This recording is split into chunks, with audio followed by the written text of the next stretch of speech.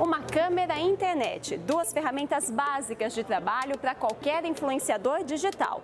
No país, eles já são mais de 300 mil e buscam o seu lugar ao sol no infinito mundo de possibilidades oferecidas pelo ambiente virtual.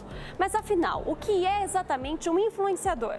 O influenciador digital hoje é um termo que se popularizou, que nada mais é do que um antigo blogueiro, né? Que a expressão blogueiro acabou deixando um pouco de espaço agora para o termo influenciador digital, até porque abre um espaço maior, uma nomenclatura mais adequada diante da dimensão que nós temos hoje nas redes sociais, né? Então, num período que o blogger ou blog era a principal mídia de formação de opinião na internet, isso agora tem espaço em outras redes, em outros espaços bem maiores. A figura dessa pessoa que consegue influenciar outros em termos de hábitos de compra, de consumo, de jeito de se vestir, de jeito de se maquiar, esse nome hoje é o que está mais presente, né? É alguém que influencia outras pessoas utilizando dos meios digitais. A palavra influenciador está mais ligada à ideia de mudança de comportamento.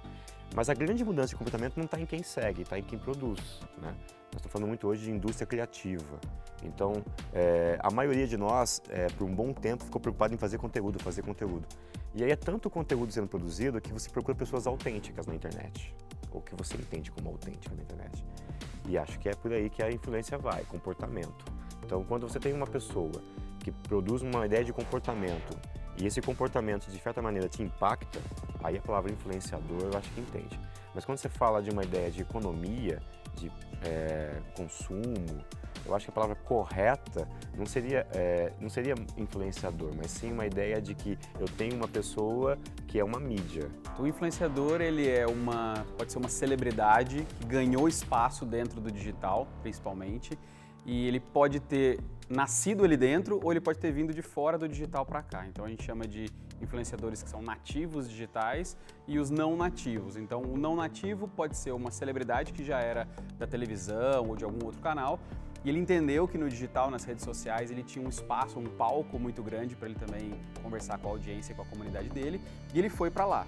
E o nativo digital é aquele que surgiu ali dentro no YouTube ou no Facebook ou no Instagram e ganhou o mundo.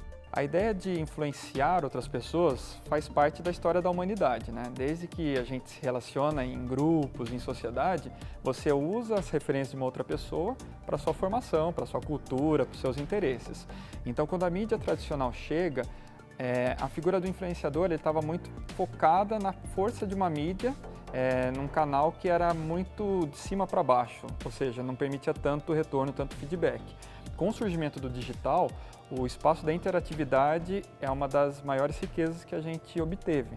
Então não é simplesmente uma via de mão única da informação, você tem o retorno. Então, a partir do momento que você transmite uma informação, essa informação volta, uma outra característica, e nesse sentido a influência se dá de uma forma mais dinâmica, porque você, ao mesmo tempo que transmite uma ideia, compartilha algum conteúdo, uma opinião, outras pessoas dão um retorno sobre isso. E nesse sentido a influência se dá quase como numa roda de amigos, mas pessoas falando com outras. Mas isso no âmbito digital, que rompe barreiras de tempo, de espaço e de maneira muito mais eficaz você tem uma formação de opinião compartilhada. A internet permitiu que diversas pessoas produzissem conteúdos que fossem muito particulares.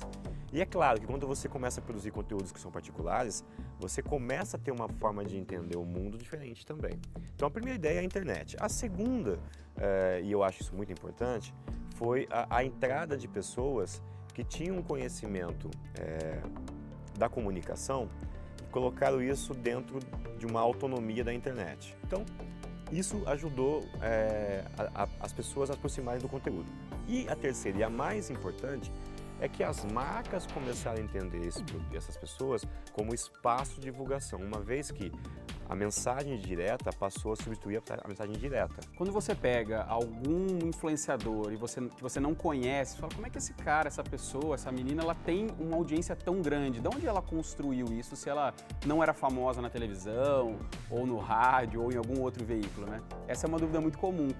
Normalmente as pessoas que entendem esse fenômeno, entendem que existe uma riqueza muito grande dentro do digital, elas começam a construir essa comunidade. Como que elas fazem? Elas começam a produzir conteúdos do jeito que elas acham que tem que produzir. Ou ela vai para o YouTube e começa a produzir vídeos, ou ela vai para uma rede que é mais focada em foto ou texto e começa a criar, a conversar com essa audiência do jeito dela. A gente começa a perceber que a autenticidade com que eles criam esses conteúdos é o jeito que mais vai fazer com que ele cresça dentro dessa comunidade. As pessoas vão se conectando, é um jeito muito magnético, né? Então a pessoa cria um conteúdo, eu me identifico com aquele jeito de construir o conteúdo e eu começo a acompanhar aquela audiência. A gente tem, claro, fenômenos de consumo de informação, muito migrando de outros veículos para o digital, audiências mais novas que preferem, de repente, consumir conteúdos dentro de redes sociais, e aí você começa a conectar esses pontos e vai vendo que vai crescendo e vai surgindo uma classe nova de celebridades dentro do universo digital.